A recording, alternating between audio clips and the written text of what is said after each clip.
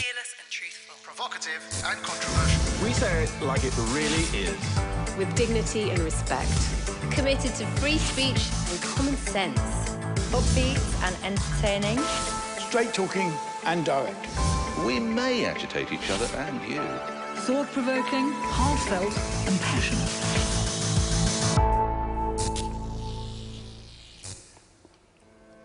Hello and welcome to The Pledge.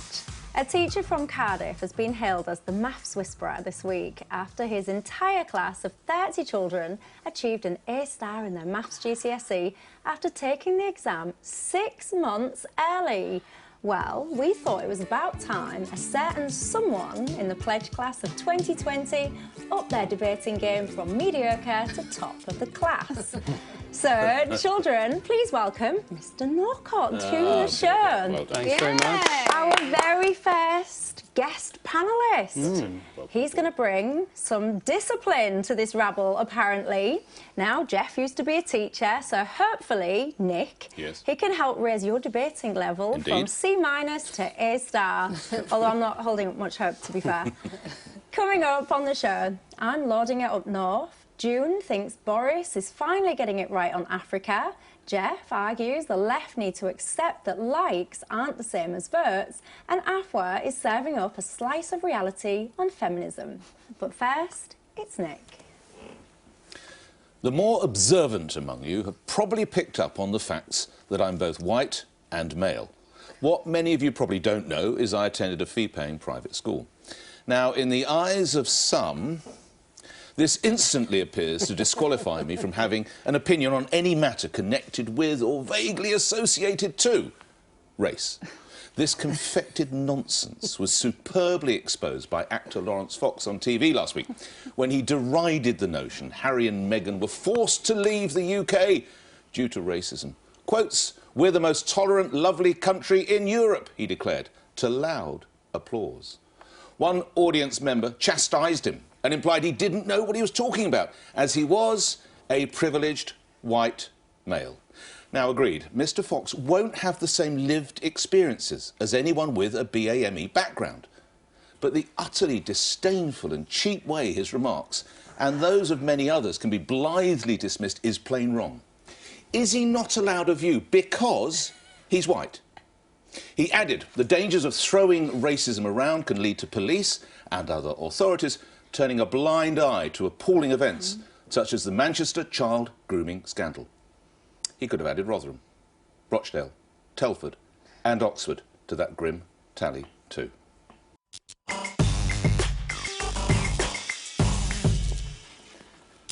Nick, I have to say I'm quite impressed that you used the term lived experience. It shows you have been listening to Afua and I on occasion. OK, on this one, it's very strange, and I think, Afua, you're going to jump down my throat in a moment. I'm quite torn, and I'll tell you why. I don't think the way that Lawrence Fox presented himself helped. And the way he completely shouted down the audience member was symbolic of many of the issues that we talk about all the time in relation to privilege. And he couldn't possibly know what it feels like to be a person of colour in a country... Let me finish. No, let me finish. What it feels like to be a person of colour in a country where you are the minority. However, I do think that when it comes to the inclusion debate, we have to figure out what the narrative is in terms of how we include white men into the conversation. Because for this stuff to be sustainable, and Jeff, you and I have spoken about this on occasion, for it to be sustainable, we have to figure out what that conversation is. And sometimes what happens is we immediately jump down the throat of anyone that voices this kind of opinion, and I don't necessarily agree with the opinion. I appreciate that. But I do believe that if we're going to have something that's sustainable in terms of inclusion, we'd better figure out what that conversation is. I definitely want to bring you in a moment, Jeff, on your debut, but you indicated towards Afua, and I heard a sort of groaning and moaning as I was reading aloud. I will come to you in a moment. Jeff, Afua. Where to start?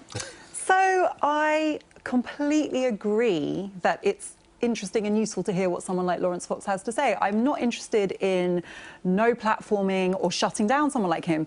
I think he is an incredibly revealing voice on how privilege works. Because this is a man who obviously doesn't understand what racism is.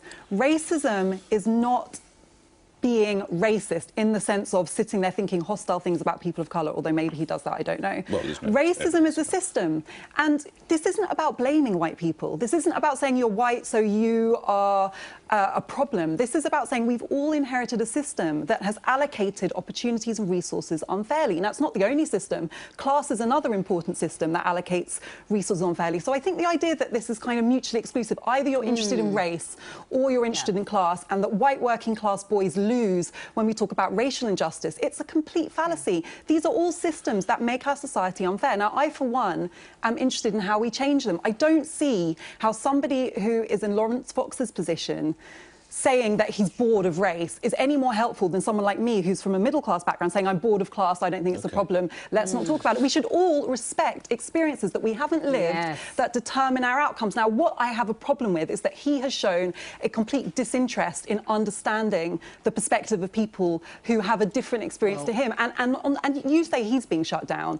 Let's be real. The majority of the time on TV, on these platforms, it is white men shutting down people of colour when we talk about our experience. I think one of the problems is that it comes from essentially the liberal left, which was a side of politics that when I was growing up was always about don't use pejoratives, right? Don't stereotype by age, race, sexuality or gender. And then it's suddenly also the wing of politics sort of going, well, what about these old straight white guys? You know, so there is a paradox there. And I think that, you know, that moment with Lawrence Fox there was seen to be the start of a backlash against what's called woke culture, but was once upon a time called snowflakes, SJWs, the PC brigade. It undergoes like rebrandings every so often. And to be honest, from a personal point of view, I quite like it because there's never been easier to seem controversial. But I think that saying you don't get to talk about this is not a great offer to the majority of people. And also, you know, similarly on the other side of the debate, you've got some black people saying I'm sick and tired of explaining race. So if you've got one set of people that can't talk about it and another set of people that don't want to explain it, where does a understanding get? I really disagree with that analysis. He wasn't saying I'm not allowed to. It wasn't that people were saying he's not allowed to talk about it. He was saying I'm bored of it. He was trying to shut down that dialogue. But the way that she said, white privilege was used to shut him down. She was essentially saying your opinion in this matter isn't relevant. So he wasn't allowed a view on the treatment. Talking about white privilege is not saying if you're white you're not allowed to speak. It's saying you have inherited this system that has benefited you. How are you going to help us dismantle it? Let's bring Michelle. And that's why it's important for him to take part. I'm sure you've seen the clip. When Lawrence Fox talks about being... I perceive it as he's being bored as just being called a white privileged male. Or a white, I don't think he's bored with racism. He's bored with that rather cheap way. Racism is boring. We just saw him say that. He's bored with the way he was... Michelle. I'm sure that what he meant, and to be, I'm not a white man, obviously, but I do sometimes feel sorry for the white men in society at the moment because I feel like you're almost stuck between a rock and a hard place. If you're a woman, there's initiatives to help you get on. If you're a minority, there's initiatives to help you get on. But sometimes I think that if you are a middle-class or middle-aged white man, then you're almost seen as the bad guy in circumstances. And I don't believe that Lawrence meant I'm tired of race. I think what he meant was things keep getting blamed on racism. What he was saying is things that he didn't believe were racist were being labelled with that, and this overuse of the label racism had led to lots of things, like what Nick just mentioned, the Manchester, all of those horrible situations that were ignored for fear of sounding racist, and that is wrong. Do you want to pick up? Well, also, just to pick up on the privileged debate, I think often we sort of conflate the experience of all white men. Let's be very clear. The experience of privileged white men, as in those from elite backgrounds, like Lawrence Fox, Lawrence Fox, is very different to the experience of white working class men. And so I think what we're talking about here is saying that there are people, and so, let me finish, that there are people in society that life is just easier for because of the way the system has been. No. But you also have to be open to the fact that you might have blind spots. Right. I.e., I cannot comment on the experience of a disabled person. It's not my experience. So sometimes I have to have a view on their lives.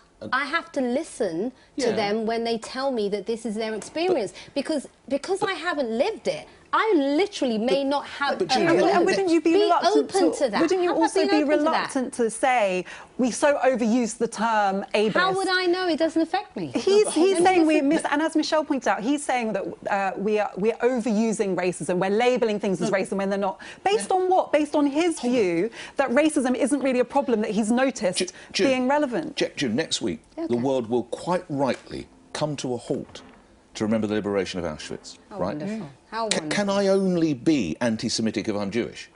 No.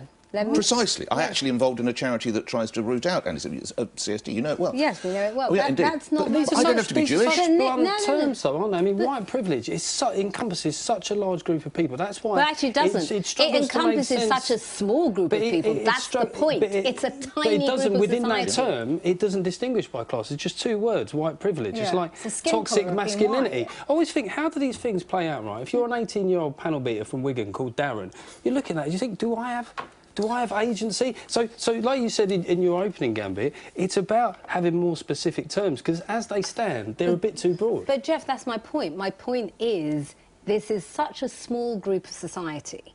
And actually, what we have is a system that means that only a tiny group of society actually get to fulfil their potential. And can I just bring some facts into this? Because race and class are complicated, but there are facts that intersect. So, for example, and this is from David Lammy, the Black MP who did a review on race in the criminal justice system, there is greater disproportionality in the number of black people in prisons in the UK than in the United States, the country we all like to say is much more racist than ours.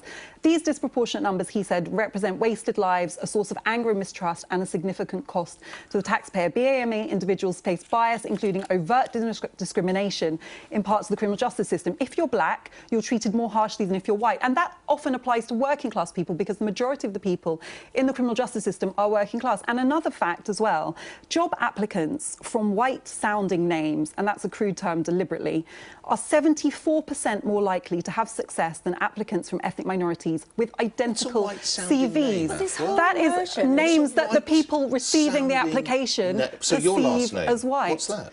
My last name is probably sounds white. It's a Jewish name, but my first name is very obviously African. That's a stretch. You're privileged just because you're white. If I went onto the streets, that's not what we're saying at all. But that's the sentiment that people are perceiving it as. And if I went onto the streets and asked homeless white people, "Do you feel privileged?" they're just going to laugh in my face. And I think that's, to me, what Lawrence is frustrated against. This whole generalisation he's frustrated about the experience of homeless white men. The generalisation based on skin colour. Anyway, this could rumble on and on.